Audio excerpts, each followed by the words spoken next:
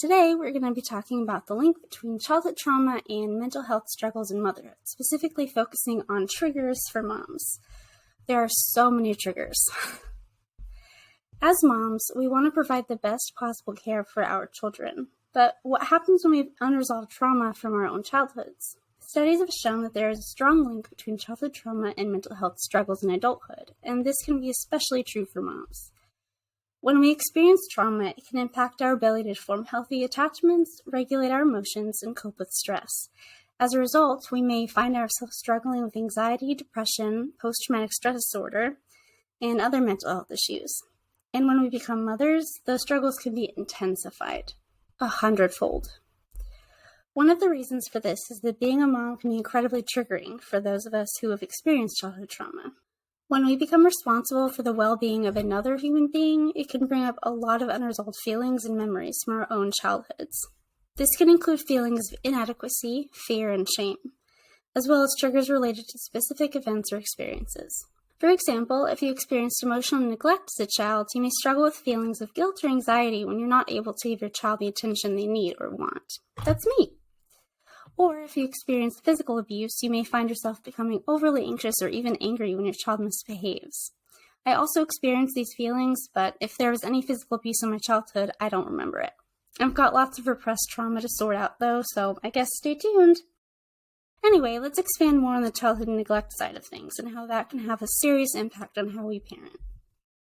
Emotional neglect is a type of childhood trauma that can have long-term effects on a person's emotional and mental health. Emotional neglect can be defined as the failure of parents or caregivers to meet a child's emotional needs, such as love, attention, and validation. It can be active, such as when parents outright ignore a child's emotional needs, or passive, such as when they are simply unaware of or unable to meet these needs. Side note, there's a wonderful book called The Emotionally Absent Mother by Jasmine Lee Corey, MSLPC. I listened to the audio version in my car and it was really eye-opening. Such a great book. I highly recommend it. There's a PDF version online that I will link in the description of this video. Here are some long-term effects of emotional neglect. 1 is low self-esteem. Children who experience emotional neglect then struggle with feelings of inadequacy and low self-worth. They may feel like they're not good enough and that their feelings are not valid, which can lead to negative self-talk and a lack of confidence. I struggle so much with this every single day of my life. I have some new mom friends right now who would even call me out every time I would make a negative comment about myself. Go get yourself some friends like that. I appreciate them so much. Go out and get yourself some friends like that. I appreciate them so much. To expand on the feelings are not valid part, this can also mean that you just don't trust your own emotions. I can't tell you how many times I've told my therapist I feel like I'm lying to you. Number 2 is difficulty forming and maintaining relationships. Because emotional neglect can lead to a lack of trust and feelings of unworthiness, it can be difficult for individuals who experienced it to form good bonds.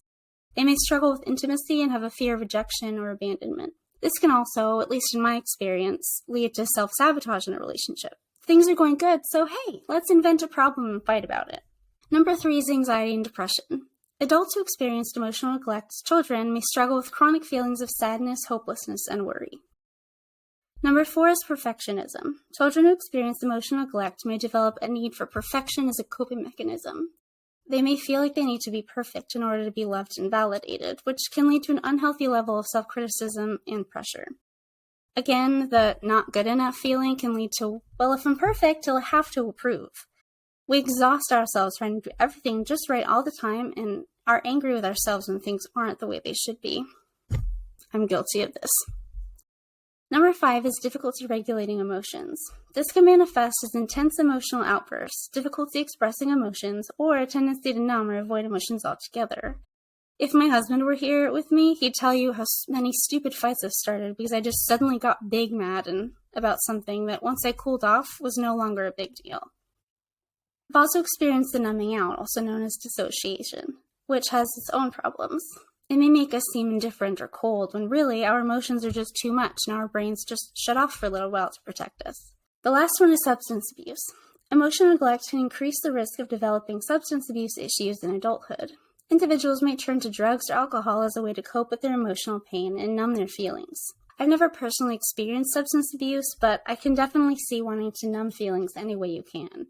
If I'm being honest, I've definitely been guilty of drinking a little too much to avoid something uncomfortable. It's not something I'm proud of, and I try not to let it happen often. It's important to note that the effects of emotional neglect can be overcome with therapy and support. However, it can be difficult for individuals to recognize the impact that emotional neglect has had on our lives, as it may have been a subtle or pervasive influence throughout their childhood. Relating that back to the CPTSD video, emotional neglect is an example of ongoing trauma that can lead to this disorder. Seeking help from a mental health professional can be a crucial step in addressing the long-term effects of emotional neglect and working toward healing and recovery. As I mentioned earlier, childhood neglect can come back to haunt us when we become parents ourselves. The trauma comes back in the form of triggers that, for some, oftentimes for me, seem unending. For an adult survivor of childhood emotional neglect, there may be certain triggers related to motherhood that can bring up unresolved feelings from childhood. Here are some examples of possible triggers. 1. The birth of a child. The experience of becoming a mother can bring up unresolved feelings of abandonment, unworthiness, and a lack of support. Mothers who experienced emotional neglect may feel like they don't have the skills or emotional resources to properly care for their own children. Number 2 is parenting challenges. Parenting challenges such as a child's difficult behavior or developmental delays can trigger feelings of inadequacy and self-doubt. Mothers who experience emotional neglect may have a difficult time regulating their emotions in response to these challenges. Lily is 3.5, and I swear she'll be 3.5 forever. I have the most difficult time with the attitude and mostly with the discipline. I can't seem to get her to listen to me, and I've lost my cool way more times than I care to admit. Because of the difficulties with emotional regulation, I can't seem to control myself in the moment. I'm not looking at my daughter's attitude as developmentally appropriate and not at all personal. I see it as a personal attack on me, and I feel this overwhelming urge to defend myself. The third one is criticism or judgment. Criticism or judgment from others, such as family members, friends, or even strangers, can trigger feelings of shame, embarrassment, and unworthiness. Mothers who experienced emotional neglect may feel like they are being judged for their parenting abilities or lack of emotional regulation.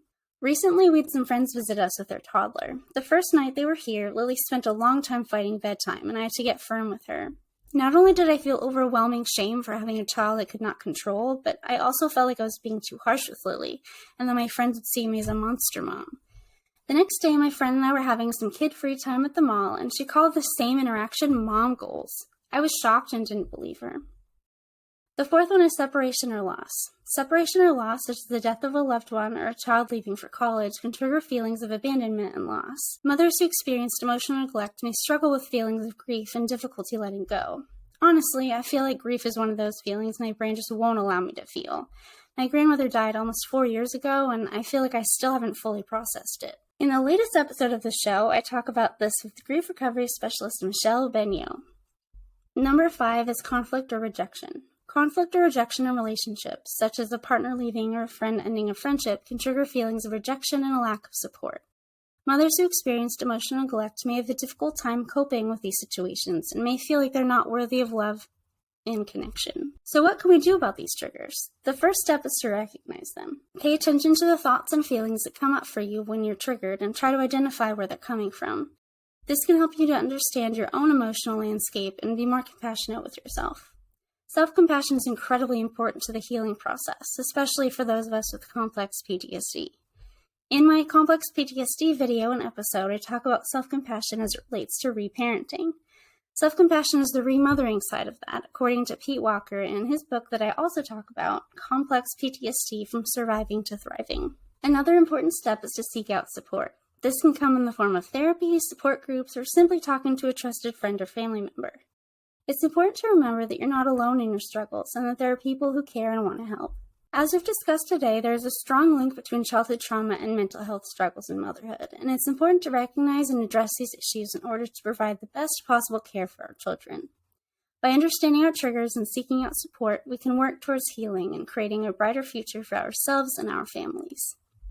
Thank you so much for watching, guys. If you liked this video, please hit the thumbs up button and subscribe to my channel.